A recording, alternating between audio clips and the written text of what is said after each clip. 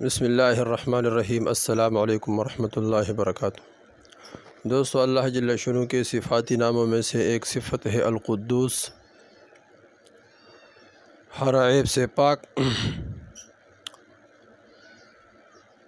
امام بحقی رحمۃ اللہ علیہ فرماتے ہیں القدوس هو الطاہر من العیوب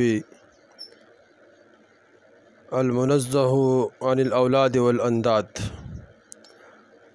وہ ذات جو تمام عیوب سے پاک ہو، اولاد سے، شریکوں سے بے نیاز ہو۔ سرا امام ابن کثیر رحمۃ اللہ علیہ فرماتے ہیں ای القدوس ای المنزہ عن النقائص الموصوف بصفات الکمال۔ وہ ذات جو کمیوں سے، کوتاہیوں سے پاک ہو اور صفات کمالیہ سے متصف ہو، اور وہ ذات جو ہر عیوب سے پاک ہو۔ سر اللہ جل شانہ بھی قرآن میں فرماتے هو اللہ الذی لا الہ الا هو الملک القدوس السلام المؤمن العزیز الجبار المتکبر سبحان اللہ عما یشرکون۔ دوسرے جگہ بھی اللہ جل شانہ فرماتے یسبح للہ ما فی السماوات وما فی الارض الملک القدوس عزیز الحکیم۔ تو سر ام المؤمنین حضرت عائشہ رضی اللہ تعالیٰ عنہ سے بھی مروی ہے کہ آپ صلی اللہ علیہ وسلم رکوع و سجود میں سبوح قدوس رب الملائکۃ والروح پڑھا کرتے تھے۔ فطر میں بھی آپ صلی اللہ علیہ وسلم سے یہ ثابت ہے کہ 3 مرتبہ سبحان ملک القدوس پڑھتے تھے۔ تو اس طرح یہ جس طرح مبارک نام ہے، قرآن میں بھی ہے، اس طرح حدیث میں بھی آتا ہے، تو اس کے بہت برکات ہے۔ تو اس کا ظاہری کہ انسان کے ظاہر اس نام کے پڑھنے کی وجہ سے ظاہر بھی ٹھیک ہو جاتا ہے، اس طرح باطن بھی ٹھیک ہوگا۔ اس طرح کہ آتا ہے کہ روزانہ زوال کے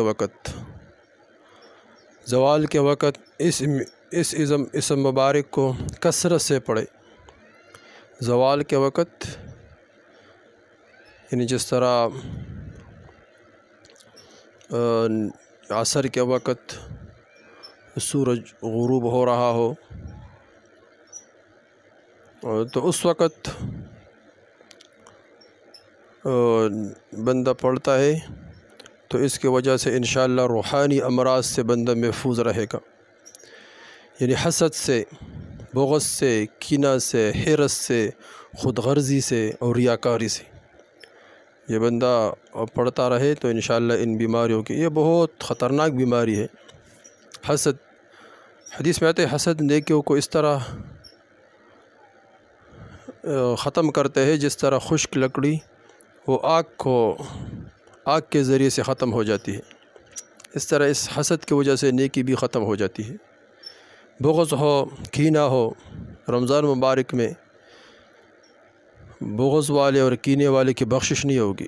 روزانہ 10 لاکھ آدمیوں کی اللہ جل شانہ مغفرت فرماتے، لیکن جس کے دل میں حسد ہو، بغض ہو، کینہ ہو، اس کی بخشش نہیں ہوگی۔ اس طرح حرص بھی خطرناک بیماری ہے، خود غرضی بھی خطرناک بیماری ہے، ریاکاری ہے، ریاکاری کی وجہ سے کوئی عمل قبول نہیں ہوگا۔ جتنے بھی بڑے بڑے اعمال کیے ہوئے ہیں لیکن ریاکاری کیا تو ریاکاری کی وجہ سے اللہ جل شانہ اس عمل کو قبول نہیں کریں گے۔ انما الاعمال بالنیات، عمل کا جو انسان اعمال کرتے اس کا دار و مدار نیت پر ہے۔ نیت ٹھیک ہو کہ اللہ جل شانہ مقصود ہو، اللہ کی رضا مقصود ہو۔ اللہ کی رضا مقصود نہ ہو تو وہ عمل اللہ کے ہاں قبول نہیں ہوگی۔ اس طرح ہر عمل میں یہ دیکھنا ہے کہ یہ اللہ کے رضا کے لیے ہے یا نہیں ہے۔ تو اس طرح اس مبارک نام کے القدوس روزانہ زوال کے وقت کثرت سے خود بھی پڑھے اور دوسروں کو بھی اس کا دعوت دے، دوسروں کو بھی اس کا تلقین کرے۔ انشاءاللہ وہ ان بیماریوں سے، حسد سے، بغض سے، کینہ سے، حرص سے، خود غرضی اور ریاکاری سے محفوظ ہوں گے، تو ان کے اعمال میں بھی آپ لوگوں کا پورا حصہ ہوگا۔ والسلام۔